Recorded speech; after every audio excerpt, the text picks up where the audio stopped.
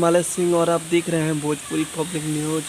और आज की इस वीडियो में हम बात करेंगे कि भोजपुरी फिल्म दोस्ताना के बारे में। यह दोस्ताना फिल्म ऑल टेलीविज़न प्रीमियर जो होने वाली है 29 दिसंबर को शाम 7 बजे भोजपुरी सिनेमा टीवी पर प्रीमियर होने वाला है। तो आज मैं बताऊंगा कि ये फिल्म मोबाइल पे कैसे देखें बिल्कुल फ्री में। तो जी हाँ, आज की इस वीडियो में मैं ये बताऊंगा, तो वीडियो पूरा अंत तक देखिएगा। तो इस फिल्म में स्टार कास्ट में है प्रदीप पांडे, चिंटू, काजल राघवानी, अवधेश मिश्रा, संजय पांडे नजर आएंगे। और इस फिल्म को डायरेक्ट किया है पराग पाटिल जी ने।